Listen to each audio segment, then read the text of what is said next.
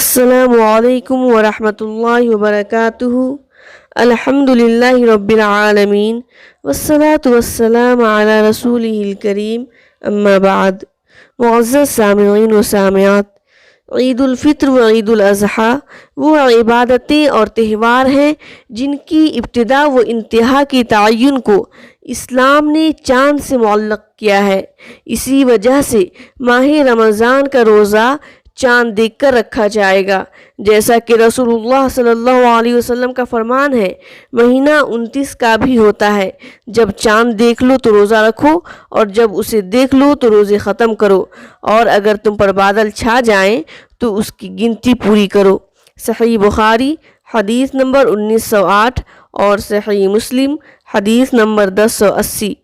اور اگر چاند نظر نہ آ سکے تو ماہ شعبان کے دن مکمل ہونے پر روزے رکھنا چاہیے، جیسا کہ رسول اللہ صلی اللہ علیہ وسلم نے فرمایا، صوموا لرؤیتہ وافطروا لرؤیتہ فإن غبی علیکم فاکملوا عدۃ شعبان 30، کہ چاند دیکھ کر روزہ رکھو اور اسے دیکھ کر افطار کرو، لیکن اگر مطلع ابر آلود ہونے کے باعث چاند چھپ جائے تو پھر تم شعبان کے 30 دن پورے کر لو۔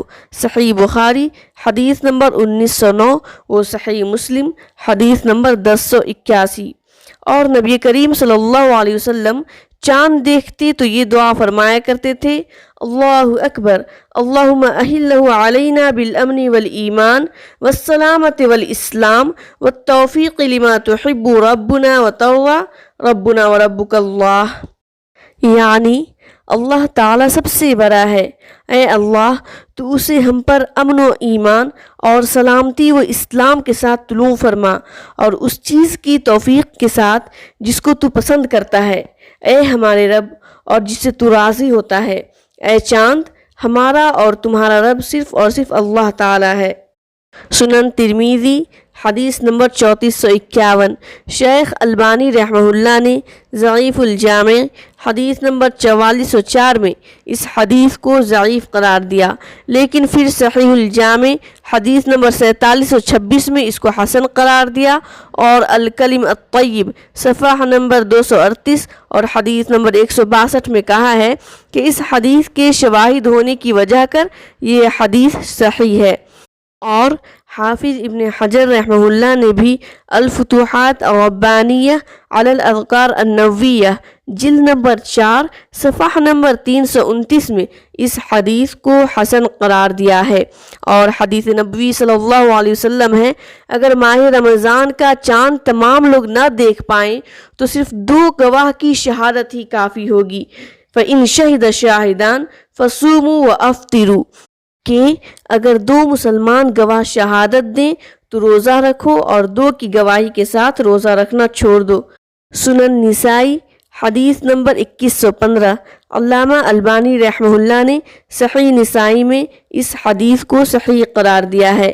نیز ماہ رمضان کے چاند کے لیے صرف 1 دیانتدار مسلمان بھی گواہی دے دے تو یہ بھی کافی ہو جائے گا، جیسا کہ حضرت ابن عمر رضی اللہ تعالیٰ عنہما سے مروی ہے، ترى الناس الهلال فأخبرت رسول الله صلی اللہ علیہ وسلم انی رأیته فصامه وأمر الناس بصيامه، کہ لوگوں نے چاند دیکھنا شروع کیا تو میں نے نبی کریم صلی اللہ علیہ وسلم کو اطلاع دی کہ میں نے چاند دیکھ لیا ہے، پھر آپ صلی اللہ علیہ وسلم نے خود بھی روزہ رکھا اور لوگوں کو بھی روزہ رکھنے کا حکم دیا۔ سنن ابی داؤد حدیث نمبر 2342۔ علامہ البانی رحمہ اللہ نے صحیح ابی داؤد حدیث نمبر 2052 میں اس حدیث کو صحیح قرار دیا ہے۔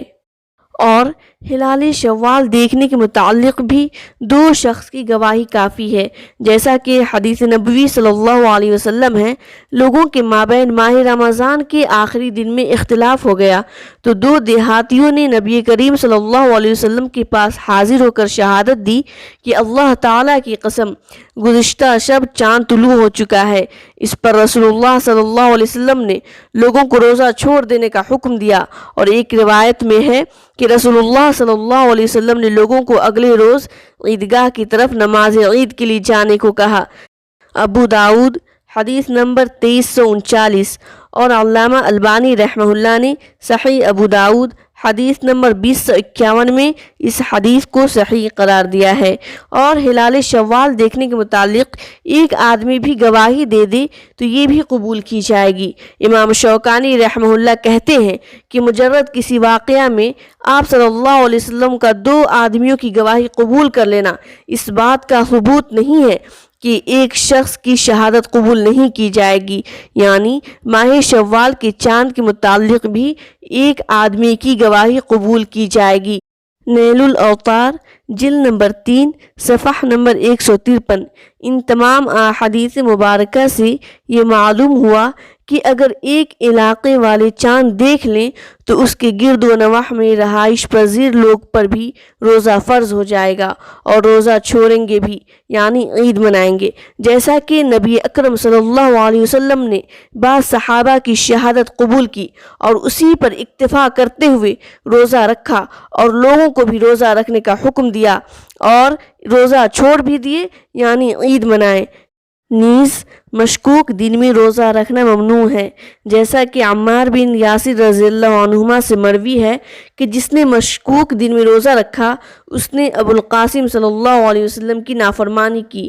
امام بخاری نے اس حدیث کو تعلیقاً روایت کی ہے۔ قبل الحدیث 1906، وہ ابو داؤد حدیث نمبر 1334۔ نیز سعودی مجلس افتاء کا فتویٰ ہے کہ صحیح سنت مشکوک دن کے روزے کی حرمت پر دلالت کرتی ہے۔ فتاوی اللجنہ الدائمہ للبحوث العلمیہ والافتاء جلد نمبر 1 صفحہ نمبر 177۔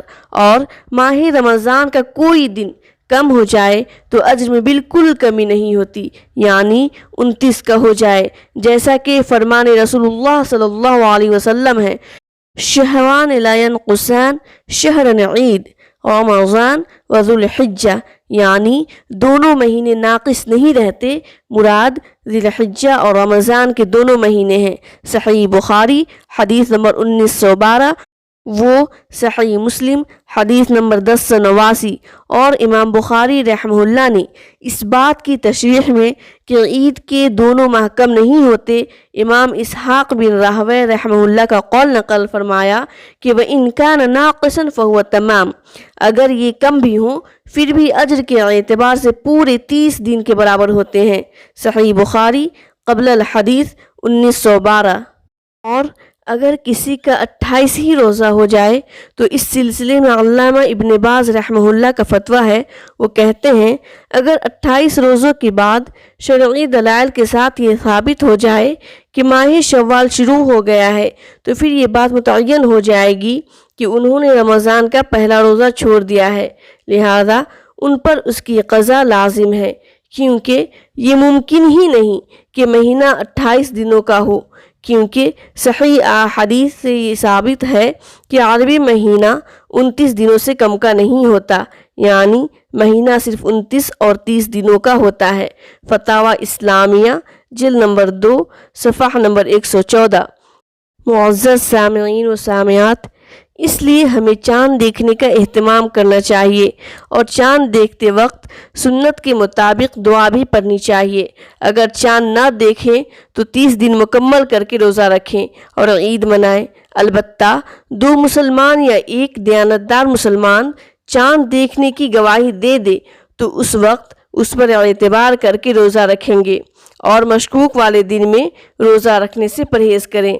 2-3 سال سے ہمارے ملک ہندوستان میں ایسا ہی ہو رہا ہے کہ مطلع صاف نہ ہونے کی وجہ سے بعض اس دن روزہ رکھتے ہیں اور بعض نہیں، اس سے پرہیز کریں، کیونکہ ہمارے پیارے نبی کریم صلی اللہ علیہ وسلم نے ہمیں شک والے دن میں روزہ رکھنے سے منع فرمایا ہے، اور اگر کسی بنا پر ہمارا 28 روزہ ہی ہو تو اس کا مطلب یہ ہے کہ ہمارا ایک روزہ چھوٹ گیا ہے، اس لیے ایک روزہ کی قضا کریں، کیونکہ صحیح حدیث سے ثابت ہے کہ عربی مہینہ 29 یا 30 کا ہوتا ہے، اور مہینہ 29 کا ہو یا 30 کا، اس سے ثواب میں کوئی کمی نہیں ہوتی، جیسا کہ ابھی ہم نے جانا کہ دن کم ہو پھر بھی اجر 30 دن کے برابر ہی ملتا ہے۔ آخر میں اللہ تعالیٰ سے دعا ہے کہ اے اللہ ہمیں کتاب و سنت کے مطابق زندگی گزارنے کی توفیق عطا فرما، آمین۔ ثم آمین. والسلام علیکم.